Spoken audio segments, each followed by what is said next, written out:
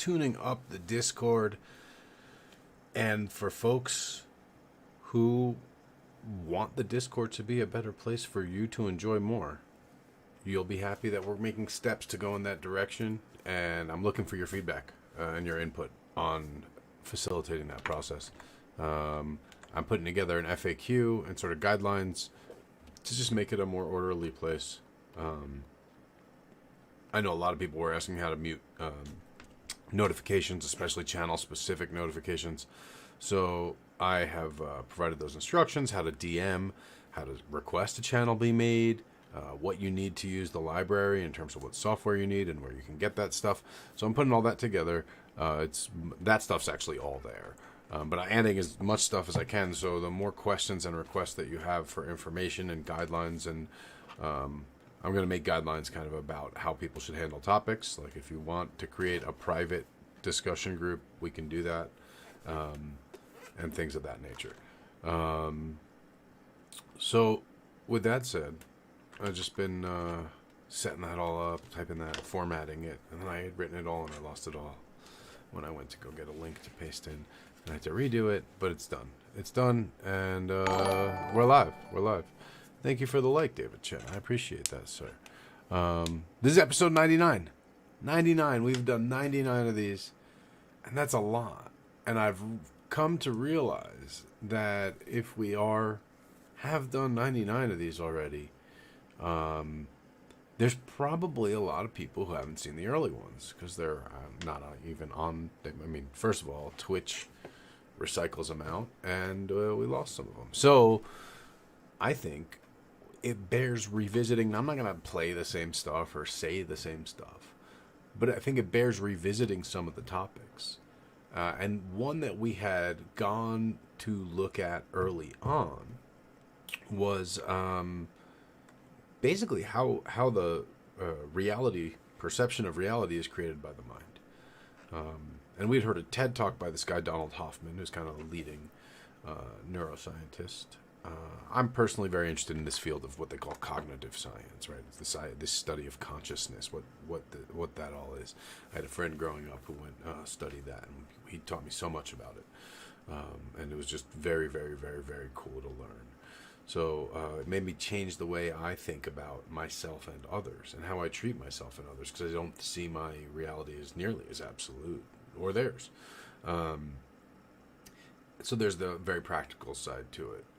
Additionally, I think it's a fantastic way to link in with our topic of this week of introception, right? Because when we know kind of how the mind is creating reality, and we'll continue to look into introception and see how that's cued off the body, we're going to start to unpack a bunch of stuff here. And this applies sort of across our personal lives, across just simply being a living being, and across, certainly magical work. Morning to the crew, NyQuil, Curly Q, Snow Off the Bluff. Welcome, everybody. It's good to see you this morning, and every morning, of course. I've been rearranging stuff in the Discord. I'm going to go in there and keep doing that when we're done here. That project is going to continue because I already put a lot of work in that library, and it's really cool. And it's Virgo season, and everyone wants a library. So, with that said, we'll dive into our talk for today. We're gonna what we have today is Donald Hoffman. This is from the channel Science and Non-Duality. It's looks like Donald Hoffman presenting at a conference. We'll jump in after the introduction. Now, those of you guys, we definitely have seen Donald Hoffman speak. We've seen a TED Talk. We've seen a TED Talk of him. There we go. So he's going to be familiar. And this is, I assume he's going to repeat some of the material, but we haven't seen that TED Talk since April, so I definitely don't remember every detail of it. So we're going to go ahead and get that rolling. I have definitely discovered that I need to stop the video at least every 10 minutes and give my commentary. So I will, because that seems to appease the YouTube, demons or whatever the fuck they are. I have to update Chrome, but I'm going to do that after. Nobody hack me while I'm doing this. because my Chrome is vulnerable. Thank you. I appreciate it. And then I'll update it right after, and you can kind of hack me then, I guess. Bloop. Nope. Striking out, man. I don't... we want Donald Hoffman. I don't want whatever the fuck this black screen is. Give me Donald Hoffman. Give me Donald Hoffman. Here he is. Donald Hoffman. Hey, everybody. Good morning, Morningstar. Oh, a lot of folks are up in here. Hey, everybody. Andy WNT, another TV viewer. More folks who aren't even listed yet. Welcome, welcome, welcome. Let's get it going. Boom. About consciousness and the interface theory of perception, 1/3 of your brain's cortex is engaged in vision. When you simply open your eyes and look around, you're using billions of neurons and trillions of synapses just to see the world in this room. This might be a bit surprising to most of us because to the extent that we think about vision at all, we think of it as like a camera. Vision is just a process of taking a snapshot of a world that exists out there that has objects, colors, shapes, and motions. So there is a part of vision that is like a camera, and that is the eye. The eye has a lens which focuses an image on the back of the eye where there's a piece of tissue called the retina, about 120 million photoreceptors and 200 million interneurons that do sophisticated processing, a very, very sophisticated piece of computational hardware. It's also an example of unintelligent design. The light goes through the lens, and it has to go through all the interneurons and blood vessels before it reaches the photoreceptors, which are behind. That's really bad design.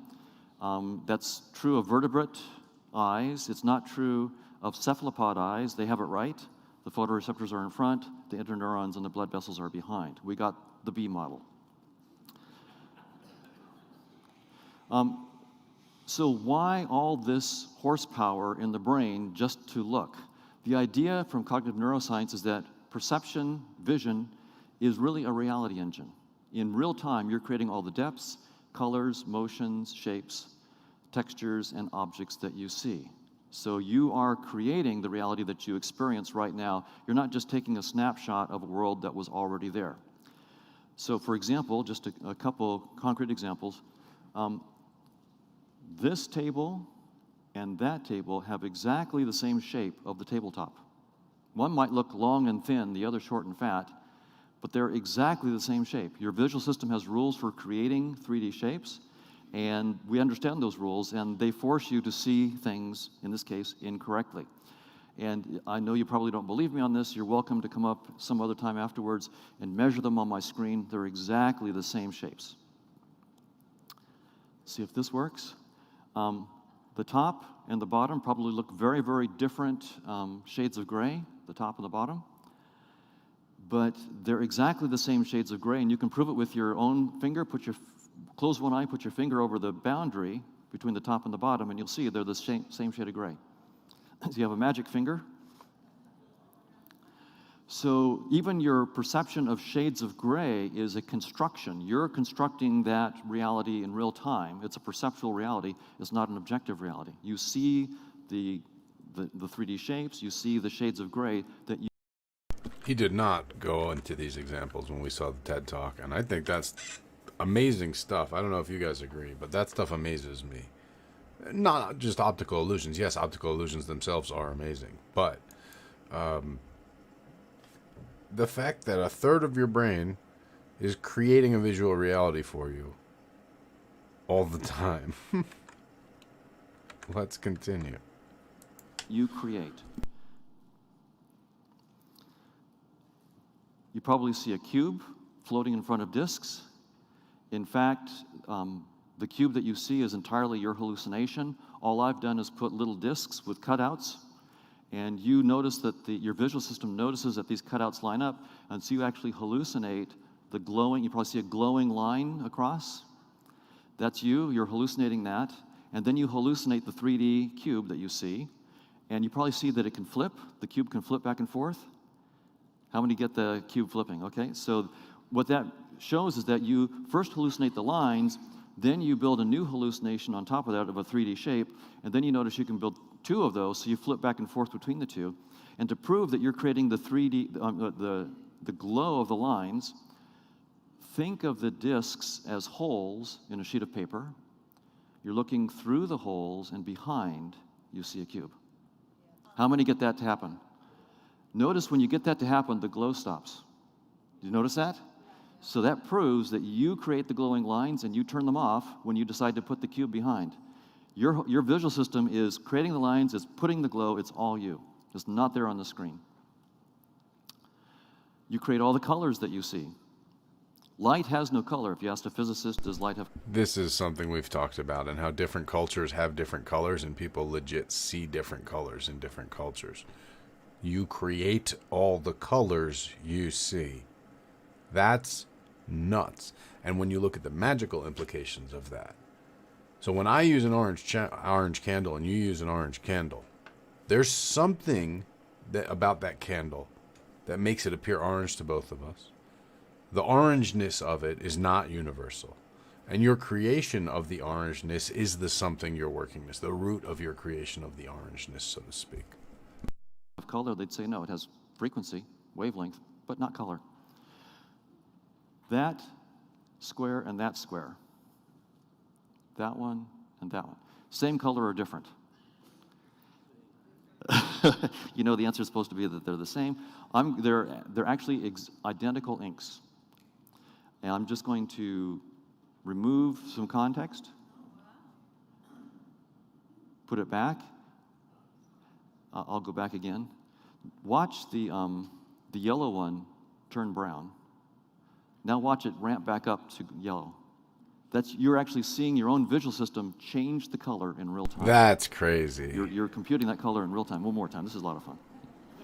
Right. So there it is. It's yellow. Watch it change to brown. You're actually seeing your creative powers in action. Then it goes back to yellow. It turns the glow back on. So that's all you. That's nuts. Yeah. This is all no drugs. That's great. So you create everything that you see, but your visual consciousness is different than you might think. On this demonstration, both screens, I'll show you one picture, a blank screen, and then the same picture, but there's something different. There's something that's been changed. Can you find it? I'll give you just 1 second to try to find it. Yeah, if you might let other people have a chance first. So there's a boat back here that appears and disappears. I'll give you another chance here. So maybe just raise your hand when you know it. Aha, this one's a little tricky. So this one took me about a minute. By the way, there's no correlation between the IQ and the time it takes to... So you don't want to leave home without this. It's the engine on both sides. So notice that you see less. You're not a camera. You're not taking a picture of the whole scene. You're creating, but you only create where you really attend. One more chance, real quick one. Just raise your hand if you get it. A couple, okay. Notice the bar behind them going up and down. So notice that after you know what it is, you can't help but see it. But before, you were blind to it. Quite striking. So vision is a constructive process. What I've told you so far... Okay, that one's crazy. What a metaphor. Wow, that was nuts. The bar one, it's like... That's exactly how stage magic works. That's exactly how certain public manipulations work. Let's continue. Far is all standard. What's also standard in cognitive neuroscience is the idea that perception is reconstruction. The argument is an evolutionary argument. Those of our ancestors that saw the world more truly were at a fitness advantage compared to those who didn't. And so we are the offspring. The ones that saw more truly had a better chance of having kids and surviving. And so we are the offspring of those who saw more truly. So our perceptions, although they're constructions, are in fact reconstructions of the truth of the 3D world out there. That's the standard story in cognitive neuroscience. Perception estimates true properties of the physical world. evolution guarantees that these estimates are accurate, and perception is therefore generally veridical. Okay, I actually got to cut in because that's evolution guarantees that those perceptions are beneficial. Whether they're accurate or not has absolutely no bearing on it. It's does it lead the organism to survive and reproduce? It could be a complete fucking fabrication. As long as it leads the organism to survive and reproduce, which it does very effectively, that's what matters. Which is a fancy name for true. This is the standard story, and I think is completely bogus. It misunderstands evolution completely. In my lab, we've been doing This is my man right here. studies of evolution using mathematical models called evolutionary game theory and genetic algorithms, where you can actually create perceptual strategies. You can create any world that you want in the computer, in fact, millions of them at random. You create perceptual strategies for organisms competing in those worlds. Some of the organisms see all the truth of that world. You play God in this world, so you say they will have all the truth in their perceptions. And others are only tuned to fitness. And you have them compete, and you penalize them for costs, for the time it takes to get their perceptions, the information costs, computational costs. And the bottom line is, in these competitions, in world after world, truth goes extinct. It's not the most fit strategy. Wow. And instead, something that I'll call an interface strategy, and I'll tell you what that is, that's just tuned to fitness, drives truth to extinction all the time. And when we do genetic algorithms, truth doesn't even come on the stage. It never. So that's like exactly the point I was just making. Way to go, Doc Hoffman. Maybe I remember his first video more than I remember, and I just don't remember that I remember it. Never evolves. So in evolutionary games, we put truth on the stage and it dies. In genetic algorithm, it never gets on the stage. So this has led me to think about perception in a different way. If perceptions have not evolved to be true, how can they be useful? I mean, how can our perceptions, we usually think of perceptions as being useful because they're true. They're telling us about the truth of the world. So I think a helpful metaphor is the desktop interface on your computer.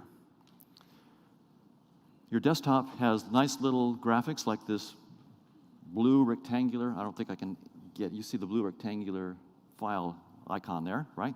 So that icon is blue, rectangular, and in the lower right-hand corner of the screen. Does that mean that the file itself in the computer is blue, rectangular, or in the lower right-hand corner of the disk drive? Not at all. I mean, anybody who thought that doesn't understand the purpose of the interface. The colors are not supposed to represent the true colors of files because files don't have colors. The shapes aren't supposed to represent the true shapes because files don't have shapes. And the positions don't represent true positions. So the whole point of the interface is not to tell you the truth, it's to hide the truth, right?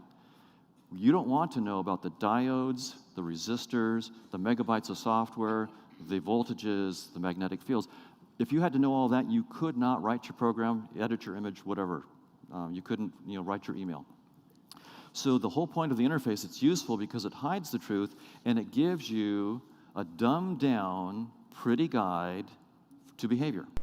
Okay, so is anyone seeing any connections or correspondences from their own life? This is a point where I have to pause the video, or YouTube and Facebook will thwack me for just playing someone else's content. But we're allowed to do reaction videos, which is what this is. I just have to react. Snow Off the Bluff says, absolutely. Anyone else? Anyone else? So there's the first thing, that profound thing that I think that he showed is that when you don't see something, you can't see it. And once you see it, you can't not see it. And once it gets pointed out to you, you kind of start to see it really quick. That's a weird thing. It's a weird thing our brain does. It's really profound. Hey, do you guys remember when I showed you this stuff in April and maybe it didn't seem relevant? Hopefully it seems relevant. So that's a weird thing our brain does. That when you can't see it, you can't see it. And once you see it, you can't not see it. And it does that for all sorts of things, like an optical illusion, like it's with people too. Personality traits. Once you perceive something, you can't unperceive it. With everything, it's really just a powerful faculty of the brain. But the fact that the brain is just like reality is just a software interface, that has no necessarily any bearing. Sorry, perceived reality is just a software interface.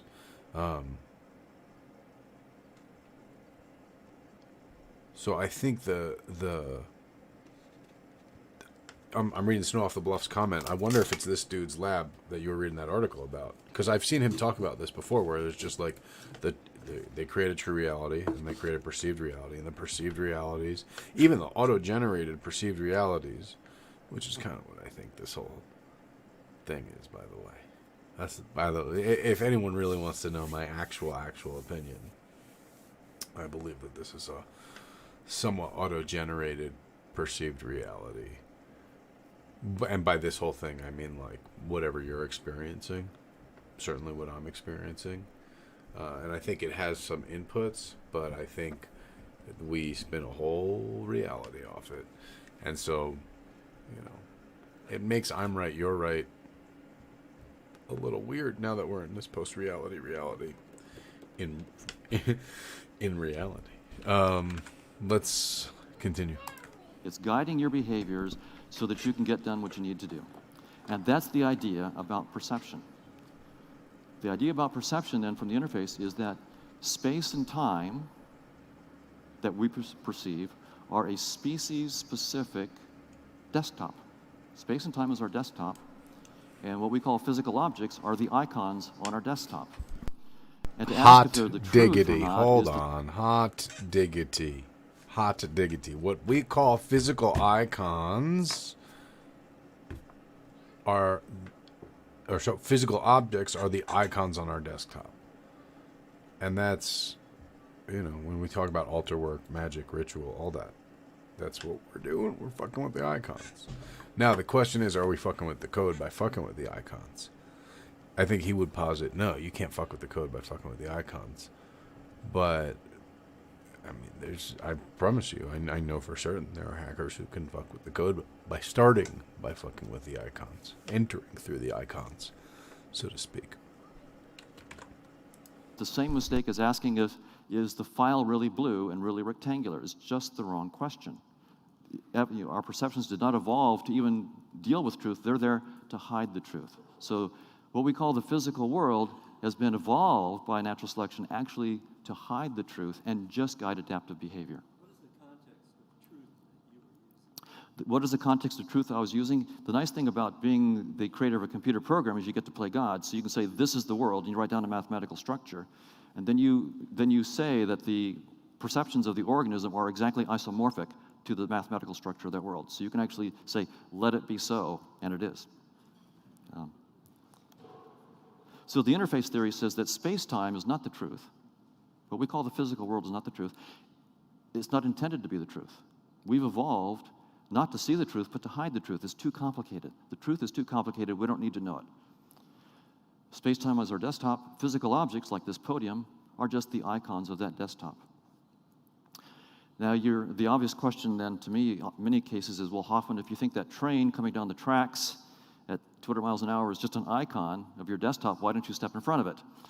And after you're dead and your theory with you, we'll know that the train was real. And the answer is, I wouldn't step in front of the train for the same reason I wouldn't drag that file icon to the trash carelessly. Not because I take the icon literally, the file's not blue, but I do take it seriously. If I drag that icon to the trash, I could lose a year of work. The same thing with the train icon. I don't take it literally, it's just an icon. But I've been shaped by evolution to have symbols that, although they're not true, I need to take seriously. If I don't, I'll go extinct. And those of our ancestors who didn't, they're not here. They weren't our... So this is where we start to talk about the power of working with this in spiritual work, in magic, and conjure specifically, right? He's talking about trains, and it makes me think of train yards. And when we realize that the train yard is really just like symbols, for certain things, that part of them, one main thing they're connected to, is that big dangerous thing that they're symbolizing, the train, that we're avoiding. It's the same thing. I hope you guys are seeing how it's the same thing. Let me know in the chat. Our ancestors, actually. The desktop then gives us a fiction of causality. We think that when one object hits another, a billiard ball hits another one, that it causes it to move. Well, that's just a useful fiction on the desktop. If I drag the icon to the trash can, it looks like the movement of the icon to the trash can caused it to delete the file. That's a nice fiction of causality, but in fact, it's just a fiction. And so causality in physical space is also a fiction. And that then raises, now we move into the consciousness side. If our perceptions of what we call the physical world are just a useful fiction, and there's no causality in that physical world, that then means we have to rethink the mind-body problem. The standard view is that physical properties such as neural activity of the brain causes consciousness. But if this interface theory is correct, then no physical object has any causal powers, and that includes the brain. The brain causes none of my perception. You guys have heard me say this before, right? Causality, correlation, all this stuff, that there is no causality. Yes. Hoffman's got it. Hoffman's got it. I say Hoffman's got it. This is exactly it, right? Go away. Go away. There we go. It causes none of my actions. It's a nice symbol. It's a dumbed-down symbol. It seems complicated to us, but it's the dumbed-down symbol that we use when we look inside of heads. So, I've been working to develop a theory of consciousness. I mean, I do want a science of consciousness, where I recognize that a scientific description of consciousness is not consciousness, just like a scientific description of the weather is not weather. You don't need to put on your rain suit when you run a simulation of the weather. And you don't need to put on, worry that consciousness will emerge from a scientific theory. But nevertheless, as a scientist, I want to try to get a mathematical model of consciousness that's precise so that I can be precisely wrong. That's the whole point of science, is to be precise enough so that people can say, here's why you're wrong, and then you try to fix it. So that's my goal. So here's the idea. The idea about consciousness, and I'm going to define something called a conscious agent, is there is the world, where I won't specify what the world is right now. The world somehow leads rise to my conscious experiences, qualia, and other conscious experiences. Those then, I make decisions about how I'm going to act. Based on what I perceive, I make decisions about what actions I will take, and those actions then go back and affect the world. So there's this closed loop. That's the basic idea. So now you've turned it into mathematics. W stands for the world. X stands for the conscious experiences of the agent, and G is for the potential actions. You might say, why not A? I'll use that in a moment. So G is for something called groups. So now there's going to be a map from the world to my conscious experiences. I'll call that P. There's just some kind of mapping. Then the conscious agent will have to make a decision. So there'll be some mapping D, which in some sense expresses the free will choices of the conscious agent. And then the action that you take then is a mapping that changes the state of the world. And every time you have a conscious experience, we have a counter that says +1. Another conscious experience, another one. So you're counting the conscious experiences. So you have a counter, right? So, my definition, a conscious agent is these 7 items, W, X, G, the world, experience, my set of actions, P, the perceptual map, D, my decision map, which... Is there anyone else who is watching this who feels like a friggin' simulation right now? I am like, oh boy. Because that describes what I am, for sure. For sure. Which is my conscious will. A, my actions, my action map, which changes the world. And N, which is my counter of experiences. So a conscious agent is mathematically a 7-tuple, so there it is, where, now here's the math. I'll assume that W, X, and G are so-called probability spaces, so that I can talk about the probability of having this experience or that. So it's the most general assumption that allows me to talk about the probability of making a certain decision, decision G, having an experience X, and changing the world W. The maps that I talked about, the perception, decision, action maps, are all going to be Markovian kernels. That's the most general formalism that allows me to have probabilistic changes from one to the other, to map the world probabilistically onto my experiences. For those of you who know information theory and communication theory, these Markovian kernels are in fact identical to communication channels. So you can think of each one as a communication channel. If you know linear algebra, each of these is just a matrix whose rows sum to 1. So that's the mathematical content of it, for those who know that stuff. And n is an integer, right? You're just counting up the number of... Because, like, if we were not obviously in Donald Hoffman's lab, because he's a thing in our reality, or so we think, but, like, let's assume that there were a universal Donald Hoffman, and he had a lab, and we were being run an experiment. Or let's think of it from the perspective of these false realities created, or simulations created inside Donald Hoffman's lab. How different is that than this? How different is that than this? What is it? So therefore, what does it feel like to be in one of those simulations? Do you exist? One would say, from our perspective, obviously not. You're just math executing, right? Does math being executed experience anything? I don't know. If everything we're experiencing isn't real, which is what we already fucking learned, I don't know. It's getting weird. experiences that you have. So it's not that difficult a mathematical structure. And then, now here's where part of going out on a limb, making risky claims, I claim what I call the conscious agent thesis, that every conscious entity and every conscious activity can be modeled by interacting conscious agents. That's the claim. It's in a similar spirit to the Church-Turing thesis in the theory of computation. Turing proposed this formalism called the Turing machine and made the claim that every effective procedure can be written as an instance of this abstract formalism that he wrote down. And it turns out that was the foundation of computer science. That allowed all sorts of important theorems and proofs to be made about computer science. And it's a falsifiable hypothesis. If you could find an effective procedure that couldn't be instantiated as a Turing machine, that would falsify his hypothesis, but it's not really provable. So I'm proposing this thesis in the same spirit as the Church-Turing thesis. I'm proposing this is the formalism that handles all of consciousness. If you find a counterexample, I'm wrong. But quite that simple. So the conscious realism thesis then says, what is the world? Because there's that world W, right, in the definition of the agent. And by the way, that's where the theory is non-dual, because the world is actually in the definition of the conscious agent itself, is not separate.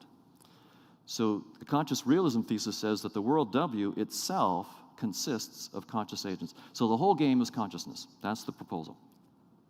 So these are very clean, falsifiable hypotheses. So we can talk about two conscious agents, 1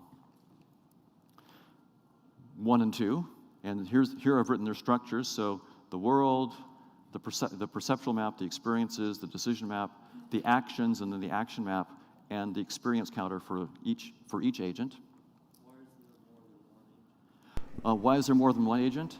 Well, ultimately, we're going to be looking at a dynamics of interactions of agents, but it's going to turn out that under many circumstances, when two agents interact, it becomes a theorem of this mathematics that a new single agent appears.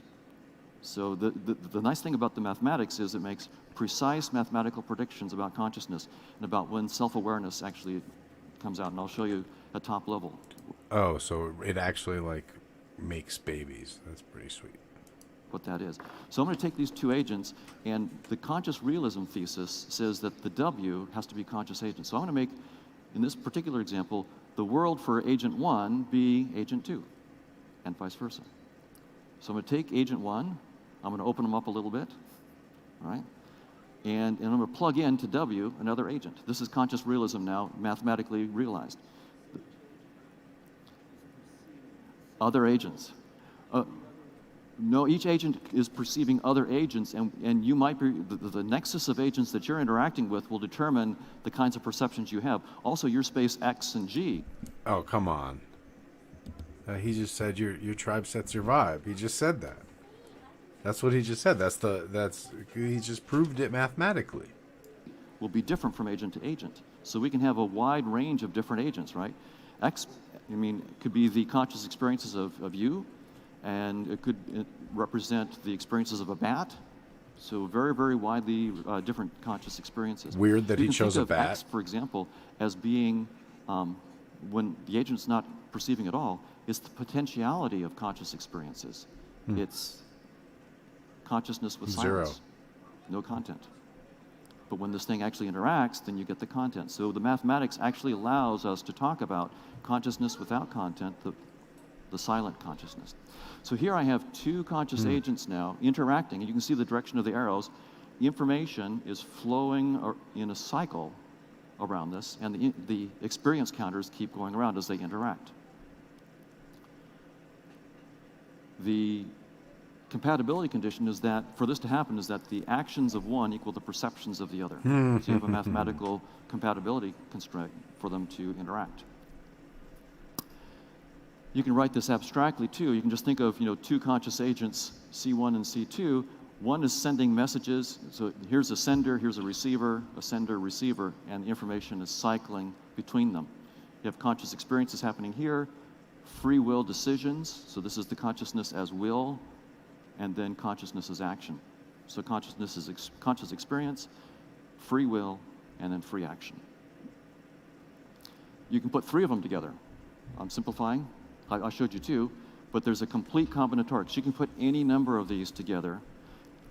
That's one way to put three together. Here's another way to put three together. Have them all interacting. You can put four together. So all of a sudden you get very interesting lattices. You guys, arbitrary you guys, this is connecting dots for anyone. I will say what dots it connects for me. One, it certainly connects the dots of crystalline structures to the transmission of energy through our perceived reality. Big time. I've always been very skeptical on crystals. This is changing things because I know, of course, that crystals form according to geometric shapes, just like what I'm seeing here. And so it would make sense that certain crystals would interact with kind of a gigantic crystal in specific mathematical ways. Wow, this is big. Number two, I guess this is how that toroidal shape thing of the universe and ourselves happens. Let us see. Of interacting conscious agents. Now the mathematics says, there's a theorem, that whenever two connected conscious agents occur, when actually two agents are connected, a new conscious agent is thereby instantiated. A new single conscious agent emerges. And it's what I call the introspecting conscious agent. So you have the two agents that are interacting with each other, and the new single agent can sort of be described this way. It has its receiver, here's its receiver, the experiences that it's getting. This is its free will decision, that's the sender. I showed on, so the receiver, the conscious experiences, the free will choices, and then the actions, which are the senders. And what this agent is doing is, it is its own world. It is perceiving itself, so this is introspection. So the mathematics of this theory says that as soon as you have two agents interacting, the mathematics says there will be conscious introspection. It's just part of the theorem. So that means introspection is far more ubiquitous than perhaps we thought. Now I'll give you a concrete example of the kinds of dynamics that can happen. And so when he says it's part of the theorem, this is something that I have had a hard time with, and I think I have it right. But I think it means, thanks to my science friends, it means that that basic formula he proposed before with those letters, remember? That if that's true, based on the definitions he gave, then all these other things are true. So this is, and these things do seem to model reality in a crazy way. I'm having something like an ecstatic experience over here. It's infinitely complicated, right? The agents here have enough structure. They're in terms of computation power, they're universal. Anything that you want to compute can be computed with these things. And any architecture you want can be instantiated with them. So it's a very, very powerful framework. But I'm going to give you one trivial example. This is the experiences of the one agent, and it can only experience what I'll call 0 and 1, like red and green. That's all it can experience.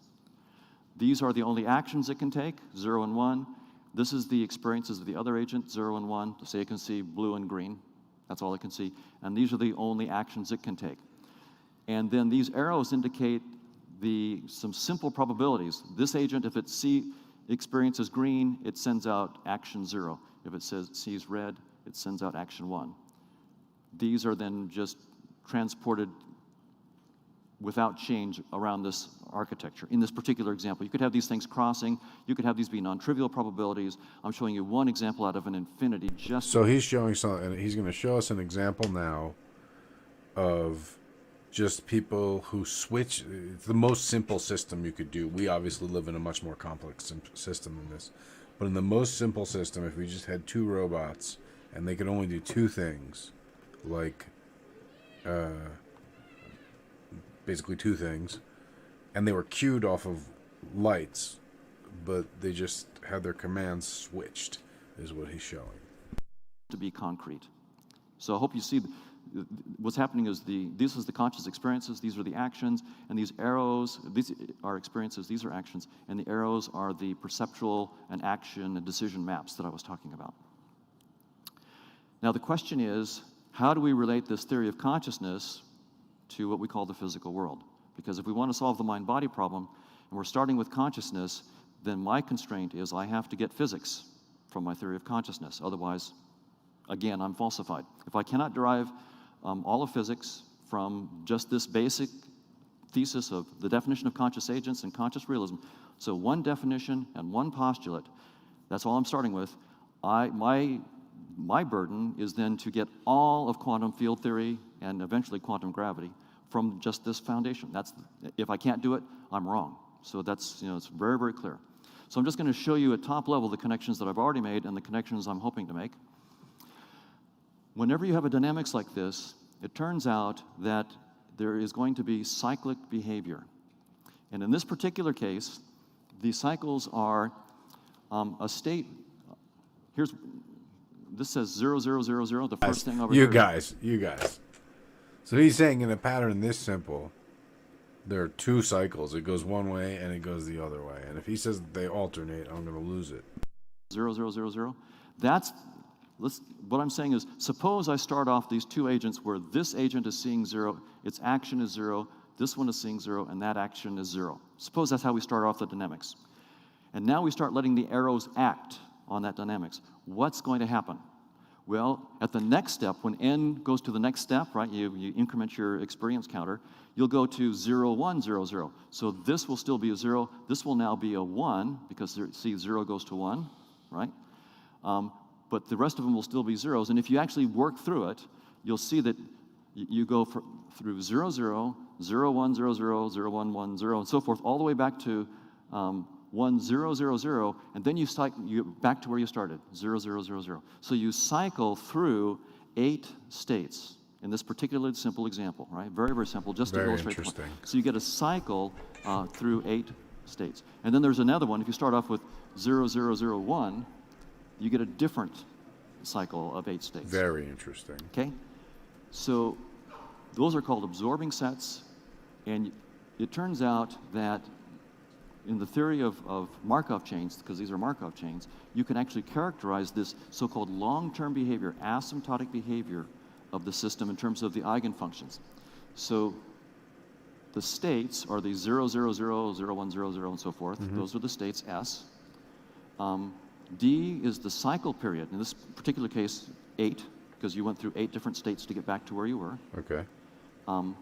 N is the step time, 1, 2, 3, and so forth. And it turns out that I was following. This is how it always goes with this stuff. They're like, okay, D is the cycle period, and I'm like, okay, cycle period. Okay, that's how long it has to go around. I understand this, yeah. And I follow along, and then they do that thing at the end, and I'm like, I don't know. I just lost it. That falls out from the theory of conscious agents now. So this is the mathematical description of the long-term behavior that comes from just the mathematics of conscious agents, is this weird equation here. Pretty nasty, but notice that it involves an imaginary number, e to the I, times cis theta is, the CIS is cosine theta minus I sine theta. Oh, 5? obviously, Okay. duh. So this says how the long-term behavior of the agents maps out mathematically. Here is the wave function of the quantum-free particle. They're mathematically identical. What? In fact, let's put them close together. There we go, that's better. What you can see is that the position x of the particle corresponds to the state S of the dynamics of the conscious agents.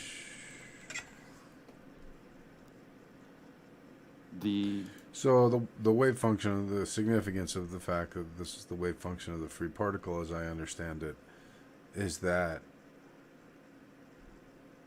this is we call it the signature, the wave function, the rate of and type of change that it undergoes,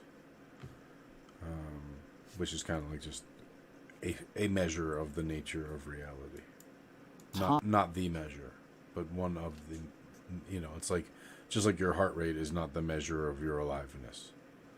It's a measure. It's a reliable one, but does not encapsulate the totality of it.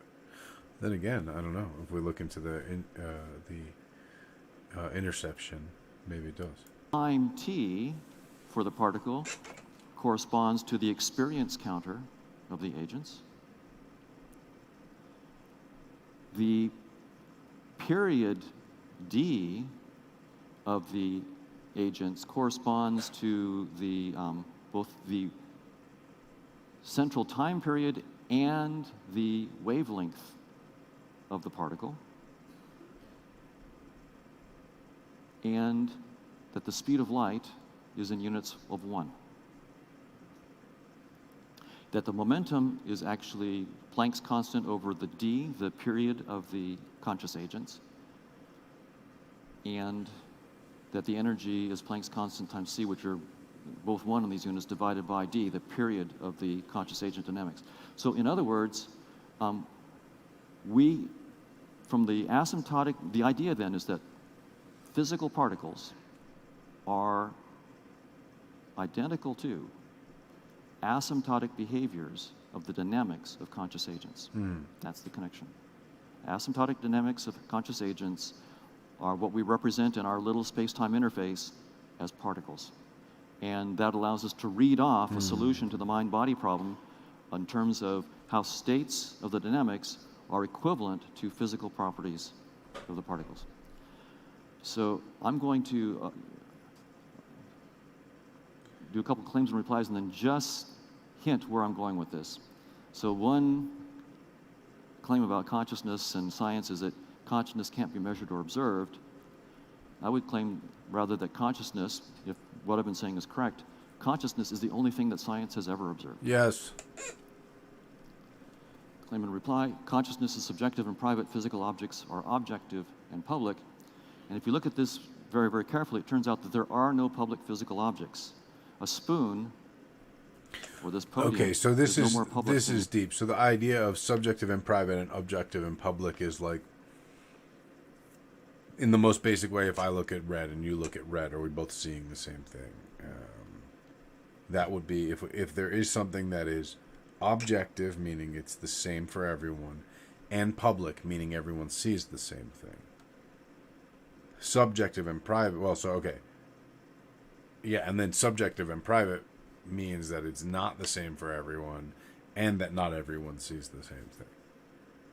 Your headache. We can both talk about headaches and communicate because we've both had them, but there's no public headache. In the same way, we can both talk about the podium that we're each creating as perceptual experiences, but there's no public podium because podiums aren't part of objective reality. There's no scientifically testable theory of consciousness. Conscious agents are such a theory. It's a falsifiable theory.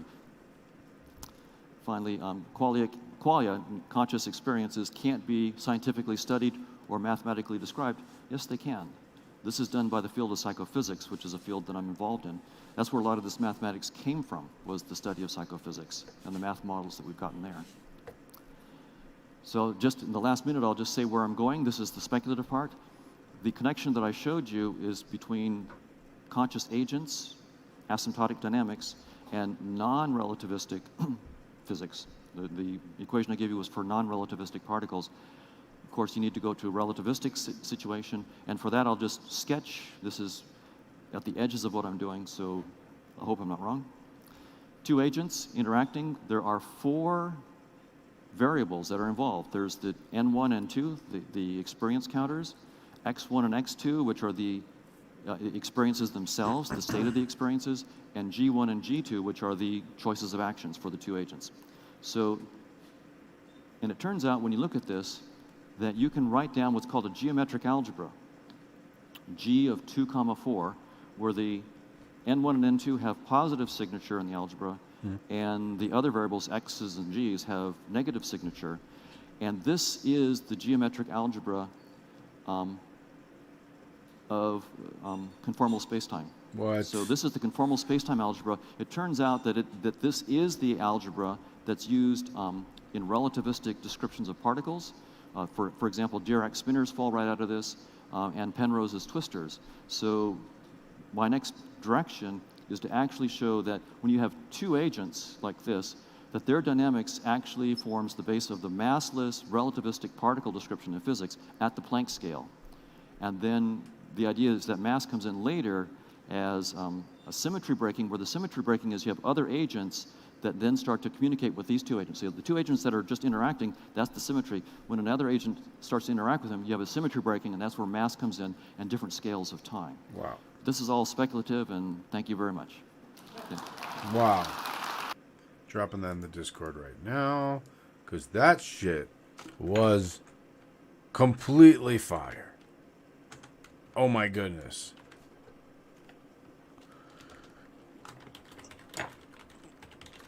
Video it.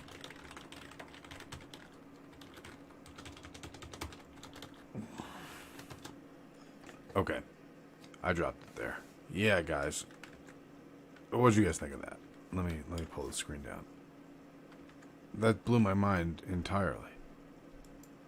That describes everything. And I had been familiar with that theory before. It had been presented to me before. Maybe it was just the way he presented it in this talk that it just penetrated the significance, the profundity, the impact of what he means, the implications of what he's saying just registered this time. That blew my mind. Or maybe I'm just in the right state of my wake-up ritual to be highly receptive to catching it the right way. But I can't believe that. I mean, I can believe that, actually. But I can't believe I just found a video that said all that. That's what I can't believe. But then again, if I create my conscious reality, what I see, what I hear, then of course I can believe it. But what else would I see or hear? Wow. That's deep. I wonder how much that guy wants to speak to a group. That was a big room. I don't know. I can't get in that many people, but wow. No, he was saying that matter is a property of consciousness, actually. Snow off the bluff. He was saying that that was crazy. He was proving that all the laws of physics can be inferred from his law of consciousness. That's the thing. That's what he proved there. That basically everything we know about the universe is included in his little conscious agent model. And that's nuts. That's nuts. It's nuts. Everything he just demonstrated, the way the atoms move, he's about to explain quantum fields, which no one's ever explained. And it lines up so much with the mystical perception, right? It's so on point with not only descriptions we've had, but things we've experienced, right? Like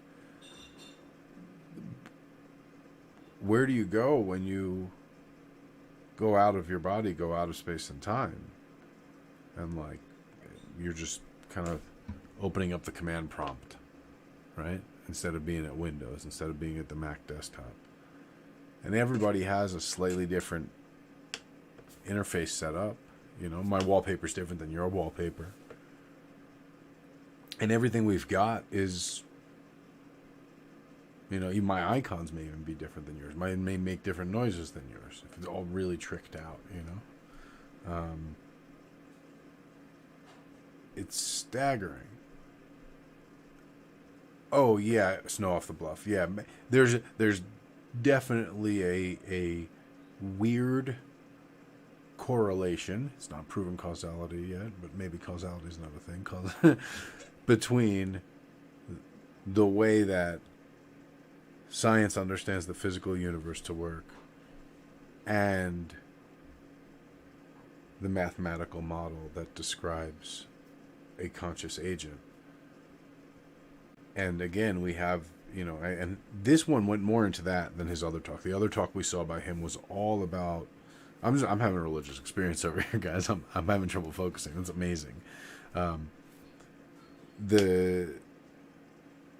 The other video we saw was a TED talk. I think this was a more scientific audience, so he went into this, like these kind of more science rich, or maybe, you know, encoded, you might say, enciphered things. But in the TED talk, he was talking more about what he was talking about in the beginning, and not even that deep, about how perception is showing a lot of those optical illusions, basically, about how, you know, reality, what we perceive is not real, like actual reality that we perceive through a filter. That's basically all he was proving in the TED talk. When we get deep into it now, into this conscious agent theory, geez, I think this is where Elon Musk goes into, like, there's no likelihood that we're not in a simulation of some sort. You know, you could call it a simulation. I'm not putting forth the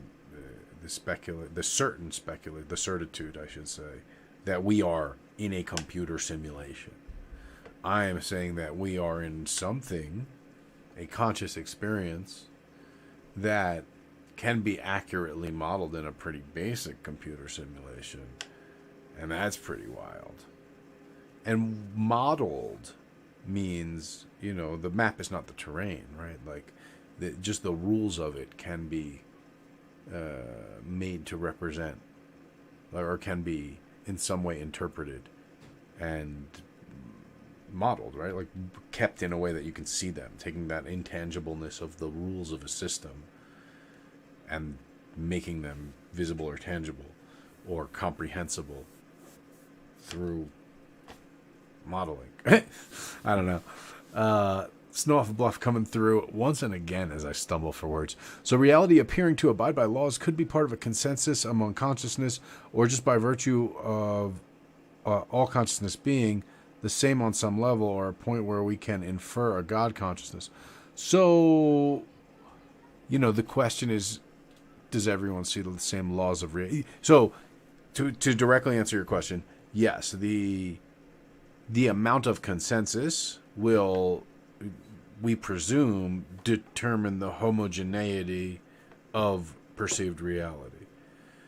And that's why it's becoming interesting, this experiment that has been ongoing over the past few years of news feeds, right? And that consensus consolidation, and, you know, what I will call reality crafting. I truly believe that we are experiencing on the one hand, phenomenal technological experiment, and on the other hand, a horrifying universe-breaking, ritual of reality crafting.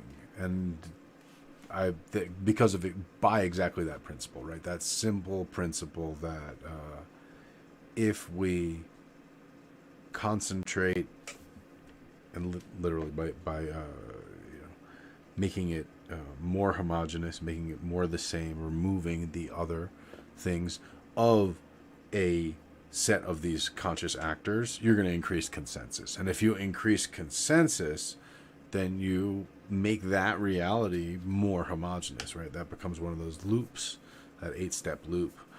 And so, keep an eye out for 8-step loops. 8 steps, obviously extremely, extremely, extremely important in all the, I'll call them Taoist understandings of the movement of energy through the universe. 8 is a big number, and primarily in that system. That's why 8's kind of like a lucky number. It's also why, we have that infinity circuit thing of the 8, right? Because it's the positive and negative poles of that cycle. So, yeah, that theory seems profoundly comprehensive. And if we just go riff on that theory and say, okay, maybe I'm a conscious agent.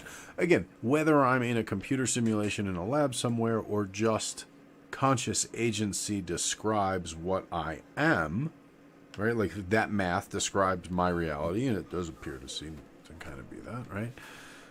You can play through the implications of that. And I think it's, you start to, first of all, immediately detach from the question of like, am I right? Am I doing the right thing? Am I being who I should be? Am I saying what I should say? Am I acting how I should act? Those things go away. I'm a conscious agent. Like I'm built on N, right? That chain of experiences that forms my history, and that predetermines my choices. So that's pretty cool. I should just do what I'm doing as hard as I can do it. And I think that's, it's for me, it's for everyone. I think that's a huge point, right? Because we know mathematically, right, that works out. It seems to describe what we do. It's like a convenient formula for being what we are, experiencing as we experience. And it explains even like plants and everything else. It's so crazy. And how great for Virgo season. Obviously my favorite season. As I hope I'm one of your favorite Virgos. But we're all great. Honestly, like all my favorite people are Virgos. And I think a lot of people probably don't like us. It's okay. It's all right. That's nuts to me, though. And again, I've heard the conscious agent theory. I've heard Elon Musk refer to it. I've never heard him explain it at exactly that level of technicality. That was a little above where I'm at, but enough of it was right to the limit. It just overflowed just a little. Usually, it's either at a level that's way like he's not going that deep, or it's way beyond my technical ken, and I'm like, I have no idea what this guy's saying. He could be saying anything. And this one was like it was definitely past, like I didn't know what those symbols all meant. But only that was the part where I was like, I don't get this. But everything else I felt like was within my conscious agent's N. The scope of my conscious agent's N. Oh man, that was wild. Again, I had like a major experience. I hope that was a big deal for you guys too. If not, let me know. Let me know what doesn't make sense. If you disagree, for sure, let me know. But if you're like, I don't get it. I don't get what Moses is so excited about. Let me know. Maybe I can drop that in the chat. Drop it in the comments. I'll break it down further. Maybe I can find some of the other videos that I've seen him do that maybe explain some of the bits and pieces. Yeah, that just put a lot of stuff together for me, gang. Let's meditate. What meditation are we doing this week? I can't even remember right now. My mind's blown. Oh, we were doing the eggshell stillness. Yeah, let's do that. We were going to talk about introception or whatever, Introception, that's what they call it. Yeah, introception. And we ended up on consciousness, but that's fine. That's fine. Wow. Not only does it validate everything that we do, but it helps us understand more some of what we do. Right? I think in our studies, right, some of the theories that he put forth. I'm already thinking about the 8 steps thing and how that comes into play, not just symbolically, but actually how it manifests in the world, what the timing is like, how that works with astrology, all that. Because I don't think 8 goes evenly into 360. Do we have any math whizzes here? It does, huh? And everything's kind of clean. Everything's kind of clean.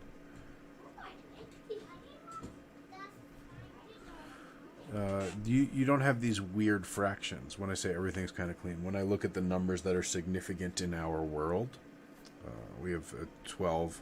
We have 12 months in the year, etc. If we take 12 divided by 8, it's 1.5. Obviously, nice and clean. Now the 7-day week doesn't make sense at all. But the 7-day week is a weird innovation, broken off an ancient cycle of 360 days. The 5 days were added for the gods, as they say. So 360 divided by 12, as we said, is, or by 8, excuse me, is the clean 45.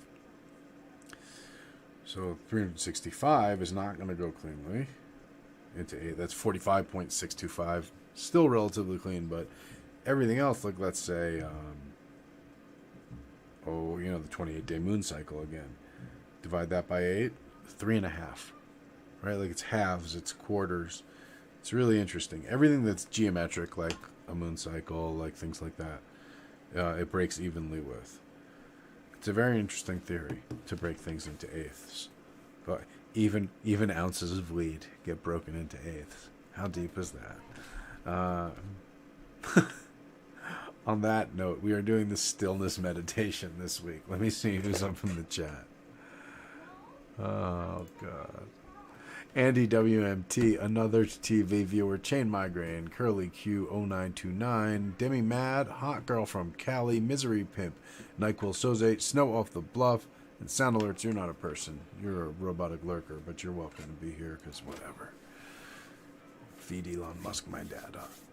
Or whoever you give to. I guess Jeffrey Bezos, right? You guys subscribe through Prime. I won't call him Jeff Bezos. That's not happening. He's Jeffrey. He's going to be Jeffrey Bezos to me forever. Little Jeffrey Bezos. I didn't know him growing up or anything, but I like to pretend that I didn't like him then and I don't like him now. So we're going to run with that. Anyway, everybody, we're going to go into the meditation now. I know we have some new folks with us. So in this particular meditation, we watched a video on it yesterday. We're going to meditate for 10 minutes. It's 10 minutes every day. My mic will be muted, so my kids doing whatever the hell they're doing in the background is not going to be on stream while you're trying to meditate. It sounds like vacuuming. I don't even know what they're doing. So my mic will be muted during meditation. I'll have a timer going on my end. I will come back in when we're done. This week, what we're doing is a stillness meditation. Again, we watched a video on it yesterday. The way we do that is we'll assume not this slouching position I'm in right now. Hang on one second. Kids make interesting adjustments to things. Oh, I gotta bring it back. Bring it up. There we go. Cool chair, bro. What did she do to my chair? I don't know where this range of motion's coming from. Anyway, we're gonna sit comfortably, supported. If you're sitting on the ground, you can sit in what they call the lotus position. If you can't sit comfortably in the lotus position, you can sit cross-legged. If you're sitting in a chair, like me, like a person who's living in a box, then sit in a chair, but put your feet flat on the ground. Sit with your hands either in your lap or on the armrest comfortably. We're going to basically be zeroing out our bodies with this.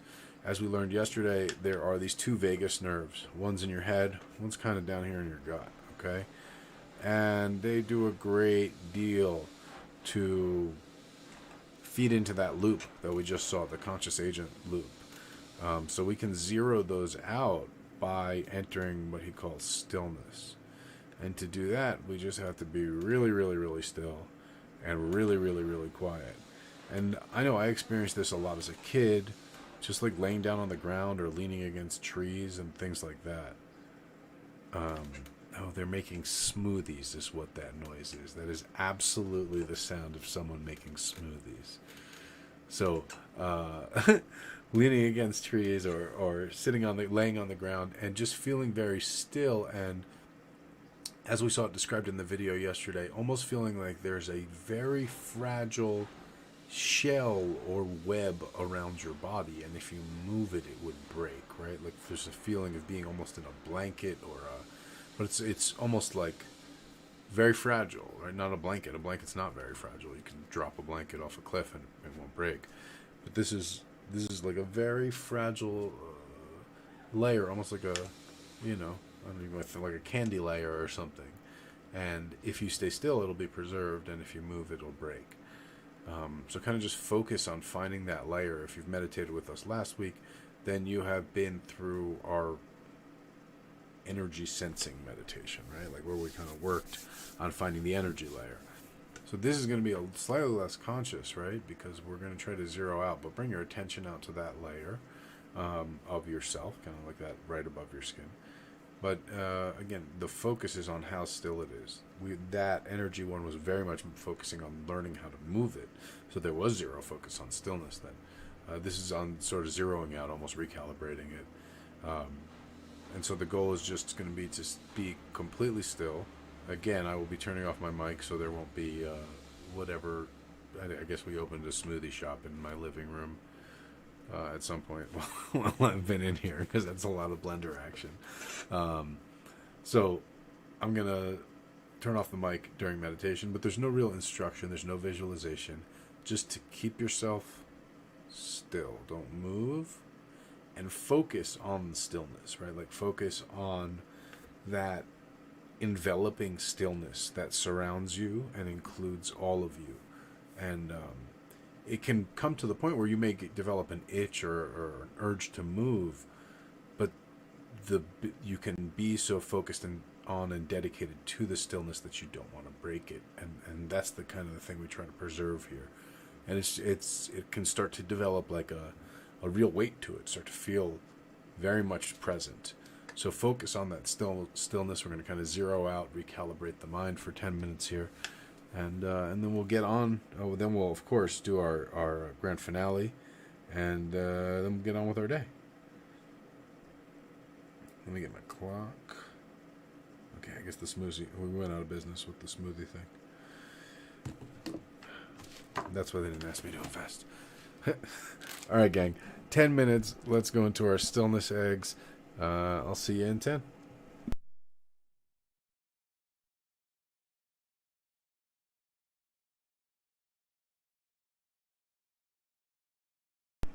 Oh, eyes closed for this one.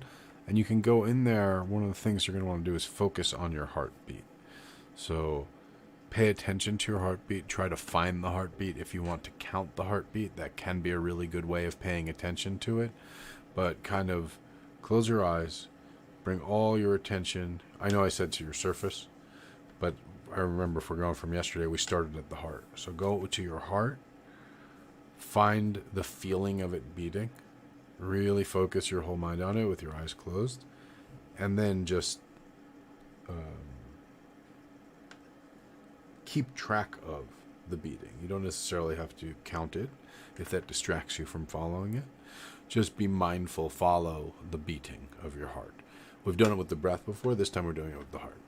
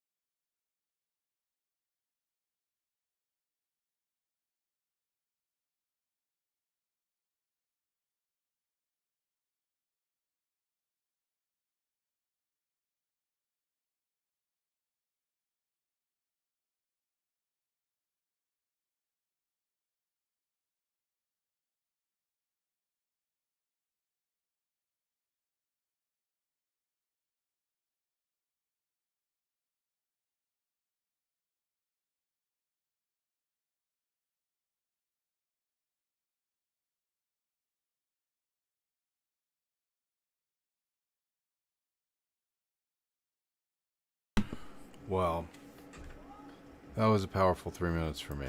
10 minutes, excuse me. Yeah. I really liked how that went for me. You guys check in with me. Let me know how this one's working out for you. I will say that the focusing on the heart is definitely difficult for me at first. But once I feel like I can notice my pulse first and the different parts of my body and kind of trace it backwards to my heart. And then I can start to feel my heart.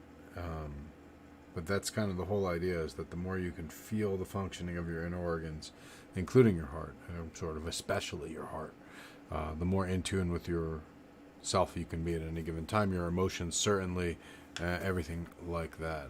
So I thought, I think this is a very worthwhile meditation. We're going to continue to practice it for the whole week. Oh, NyQuil, that's dope. Well, I mean, maybe we're similarly encoded, what are we, conscious agents. That conscious agent thing is going to freak me out all day. I always get freaked out by Mem Brigitte. Thank you for the follow. I always get freaked out by simulation hypothesis, because I've had some weird thoughts. Anyway, let's move into the completion of our cycle, which I guess I should start breaking into 8 parts.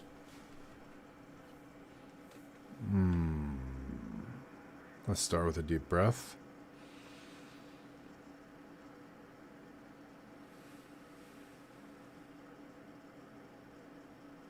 You can do an 8-part breath even. Consider kind of the breath down at the bottom, the 4th part. So you're kind of breathing down 1, 2, 3, 4. And then 5, 6, 7, 8 on the exhale. Let's do that 8-part breath again. Trying to get really low with the 4th part of the breath. And then from really low, let's turn and bring back the 5th part. Up the back. 6, 7, 8. I notice a great deal of... I've been complaining about some stuff going on in my lung for a little while now, right? I'm trying to find which one of my counts it's on. Let's do it again.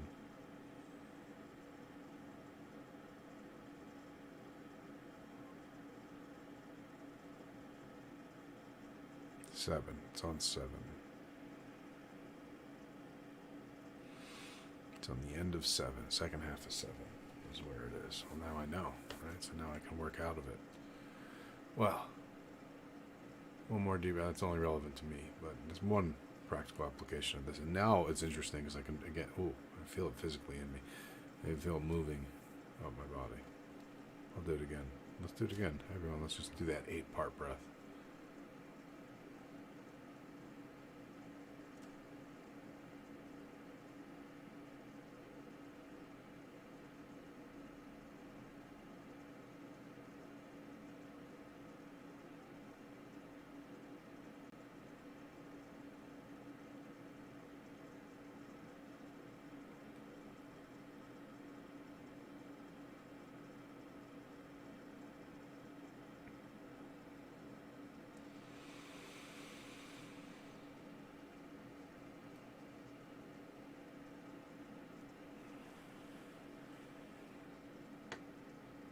Wow, that's amazing.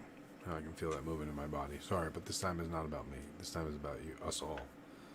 So, with that said, last 8-part breath. And out.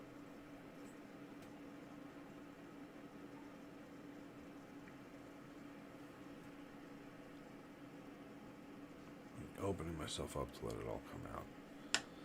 And from here, now that we're kind of in tune with that, in tune with our hearts, let's focus on all the sources, all those other conscious agents with which we interact. And in the totality of that world that they represent to us, let us realize that we are their result, their effect. And let us be open and grateful to those causes. Let us take them into ourselves.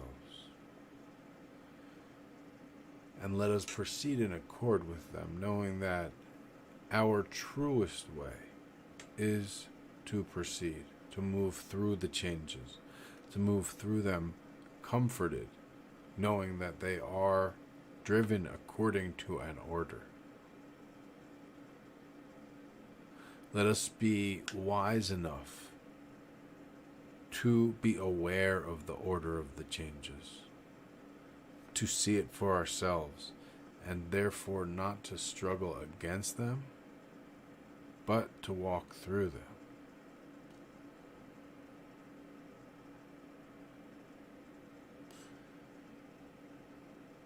Let them guide our footsteps and clear our way as we step in them and upon them.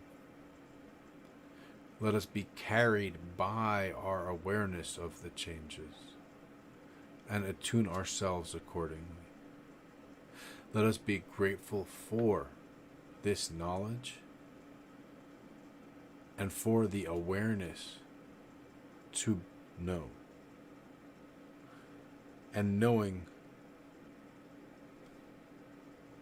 in ourselves these changes,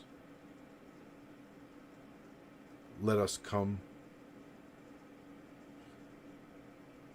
to be at peace with them on the large and small levels, in every day and every movement of our lives and experiences.